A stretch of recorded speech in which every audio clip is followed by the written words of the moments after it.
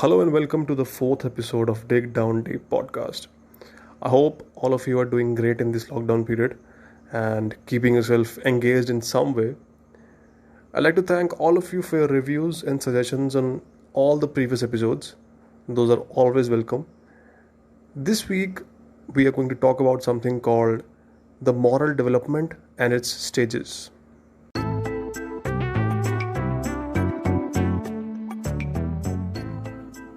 My name is Piyush Rana. I'm an aspiring filmmaker, a writer, and currently a podcaster. And you are listening to Dig Down Deep, a podcast where I'll talk about life, arts, entertainment, creativity, and everything that might provoke a thought in your head, and hopefully lead you towards a happy and fulfilling life. The reason I wanted to talk about this topic today is because I found myself thinking about some questions a lot these days, which are what is wrong with people? Where is the morality of people? And what even is morality? All this news about war, violence, controversies, and everything makes you feel sick from the inside. Where is the world being led to? And then I realized that I have been asking the wrong questions all this time. To understand morality, we need to understand how it is developed and to what extent can it get developed. And is it okay to expect from everyone to behave in a certain moral way? What is it that makes some people moral and some people amoral? In the year 1958, a psychology student named Lawrence Kohlberg began working on this topic to understand the development of morals in a person at various ages and what factors do they depend upon.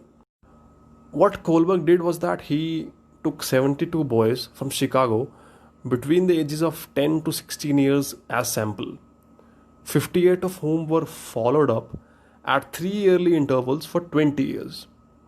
So what happened with each of these samples was that they were interviewed for 2 hours on the basis of 10 dilemmas.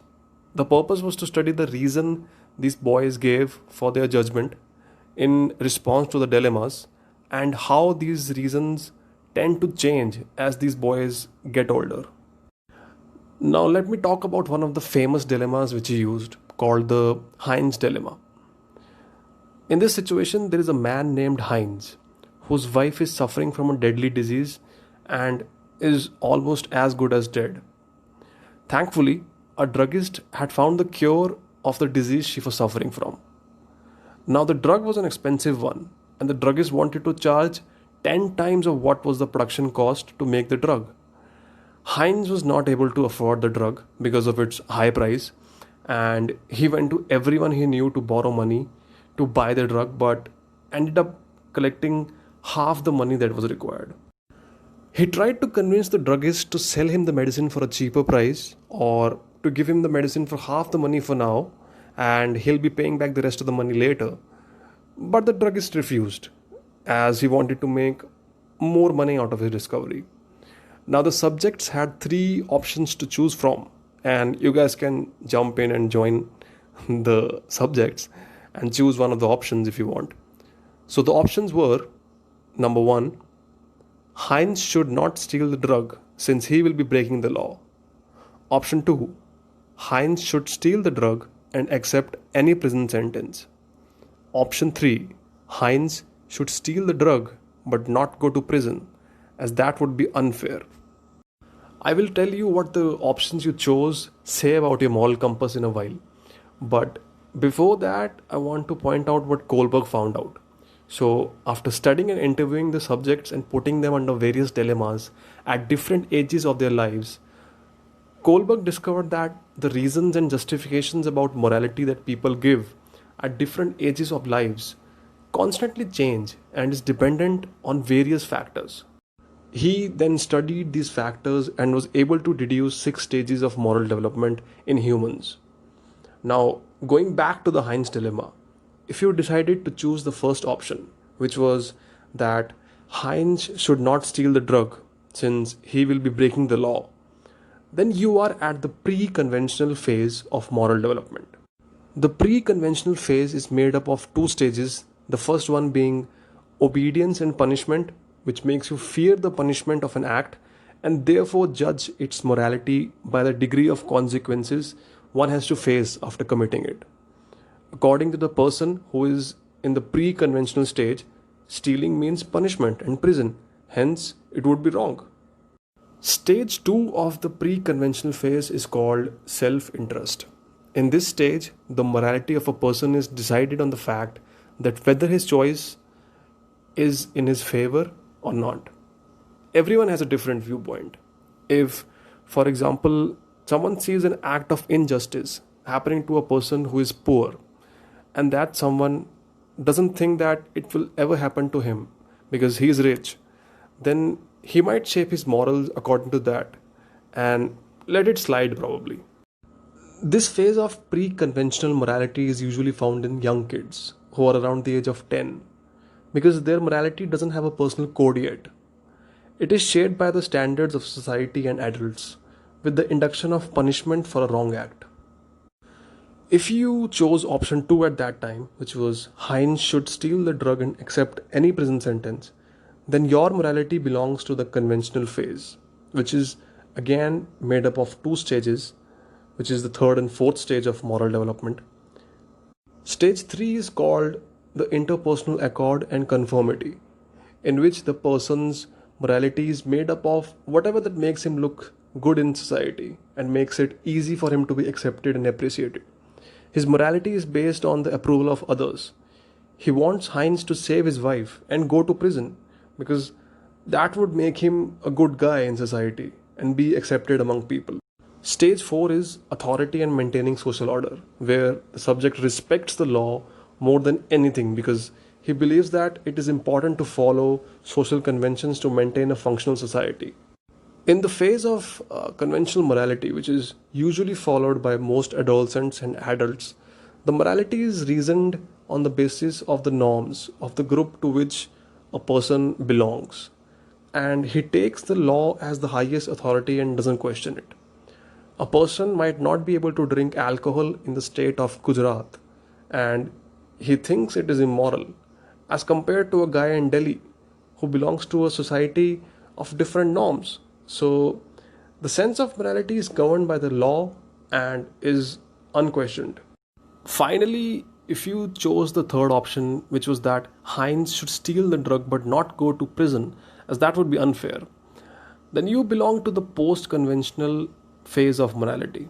And according to Kohlberg, this is the farthest a human can get.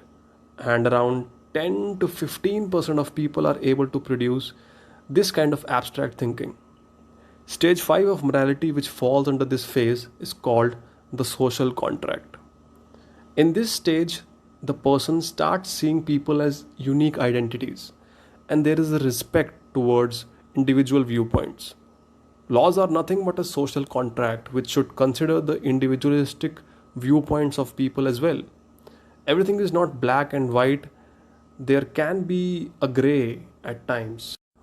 This is followed by the last stage of moral development, which is called the universal ethic principle, which makes people base their morality on factors like human rights, justice, etc. It involves the person putting themselves in the victim's shoes and thinking of their actions because the ethics are supposed to be same for everyone. At this stage, saving a human life holds more value than money or profit. This phase of morality is based on abstract reasoning and questioning. Kohlberg realized that as a person grows, his perception and judgment of morality changes as he starts to gain different viewpoints and ideas from people he's living with. If you relate it with today's scenario and see the hate around you on Twitter, media, in the society that you belong to, and you question people's morality and their moral compass, this probably might help to understand where they are coming from. In my opinion, you cannot judge and expect everyone to have the same set of morals and opinions about a particular thing. And the problem happens because we want everyone to be same.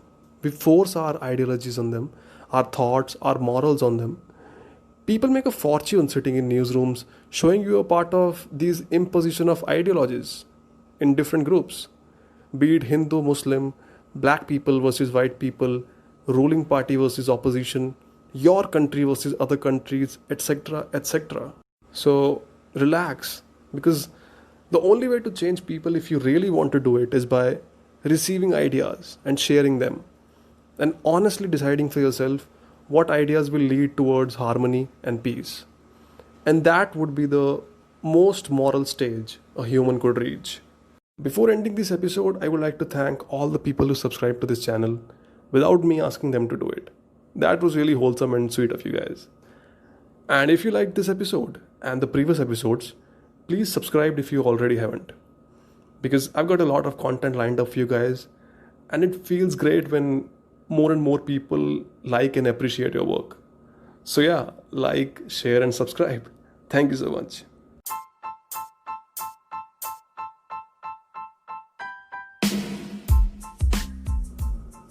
On that note, I would like to end this podcast. Thank you everyone for listening to me, and I'm very open to suggestions and your ideas and thoughts on the podcast. You can send in your suggestions on Instagram. My handle is PiyushRana09. And if you would like to read a transcript of this podcast and check out some additional thought-provoking content, you can check it out on my blog or website. Address is runningafternirvana.blogspot.com. Thank you, and looking forward to see you in the next episode.